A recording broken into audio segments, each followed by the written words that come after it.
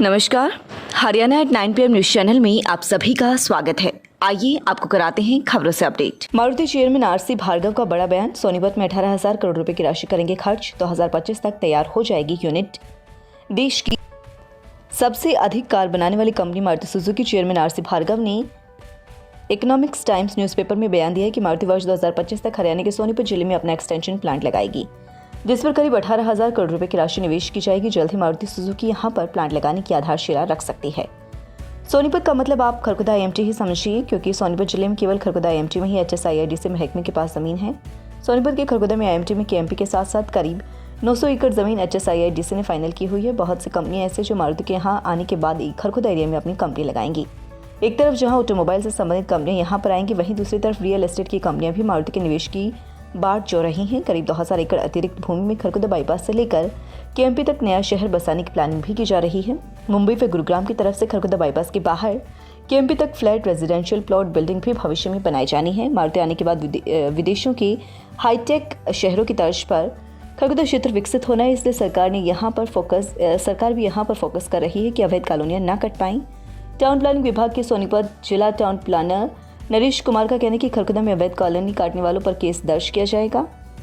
अवैध कॉलोनी को बुलडोजर चलाकर तोड़ा जाएगा, क्योंकि निर्माण से पहले टाउन प्लानिंग या संबंधित अथॉरिटी की मंजूरी लेना आवश्यक है।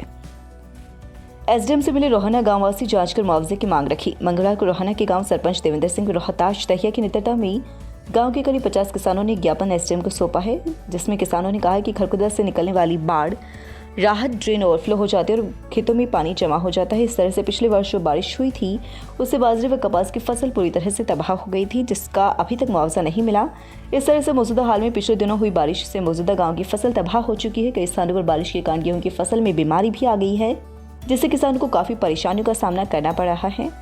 SDM से मांग की गई है कि रोहना गाँव की गिरदावरी कराई जाए और किसानों को मुआवजा दिलाया जाए। इस मौके पर शशांक, रामबीर सिंह, जितेंद्र, प्रदीप कुमार, रविंदर, फूलकवार, राजकुमार, रामफल सहित विभिन्न किसान नेता उपस्थित रहे। SDM संजय बिश्नोई ने कहा कि पिछले वर्ष जो फसल खराब हुई थी उसमें 20% किसानों को मुआवजा दिया जा चुका है। बाकी सभी किसानों को मुआवजा फरवरी तक उनके खेतों में ऑनलाइन भेजा जाएगा। बाकी गांव में फसलों की विशेष गिरदावरी भी कराई जाएगी। कीड़ा रतवा लग गया, गेहूं है, सारी फसल 70-80% खराब होगी थी। पहले भी हमारा यही हाल था, पानी भी नहीं निकला था। इलाके की है, सभी पूरे इलाके के कौन मतलब उसको स्पेशल इलाका है या पूरी सब डिवीजन ही है, वो तो बताओ। नहीं, सारी है फसल खराब, कीड़ा रतवा लग गया क्या तो रोना की है।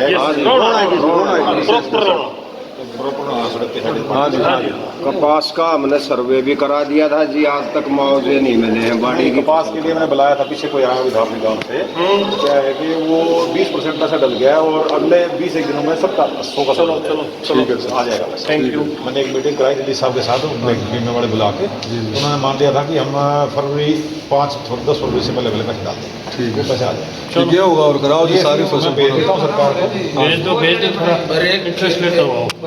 हमारी मेन समस्या है जी, जो ये खरखोदा ड्रेन है ना, इसकी सफाई नहीं हो पाती और ये डबोती है हर साल।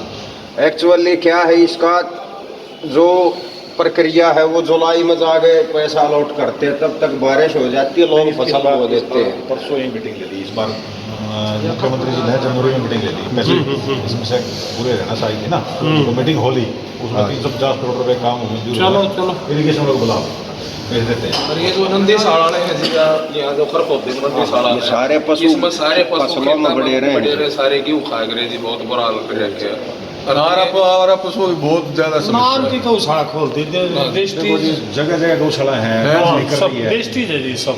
एक तो ये राजस्थानी छोड़ दिया है जी, ये सारे राजस्थानी के हरियाणा के पंजाबी सब और परमानेंट बेचारे। पहले तो सीजनल आकर थे, हिंदा month of May and June, अब तो सारे साथ रहते हैं। कोई नहीं, इसके लिए एक अभियान चलाएं, जरूरी है जी।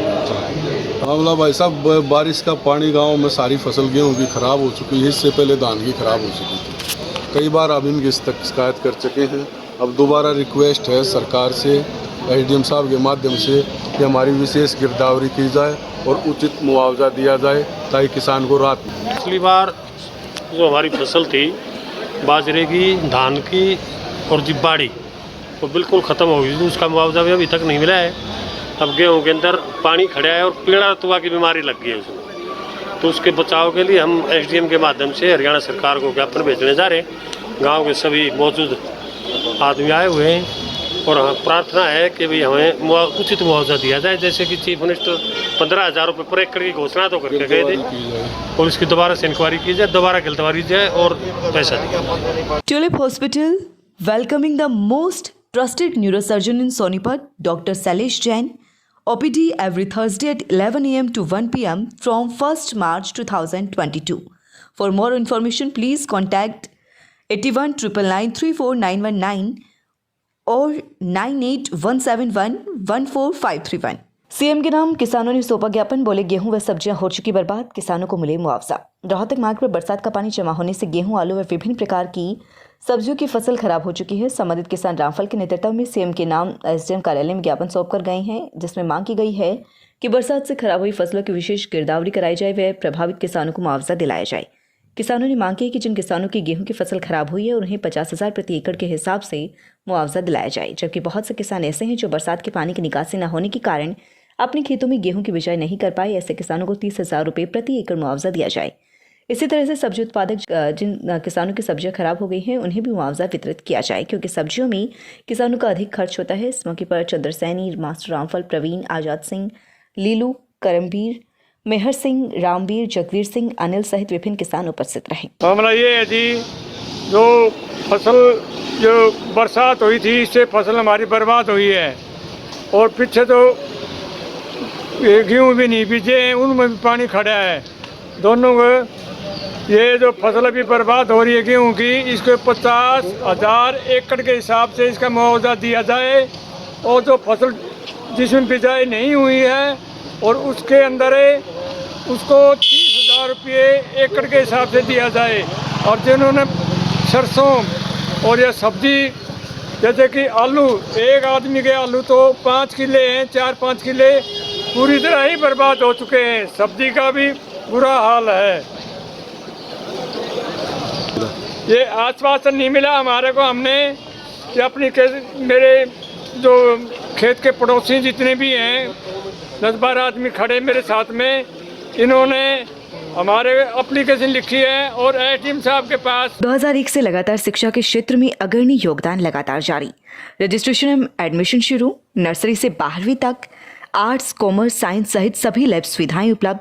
Birla international school, new branch of Birla in your city, affiliated to CBSE. Create the best future for your children.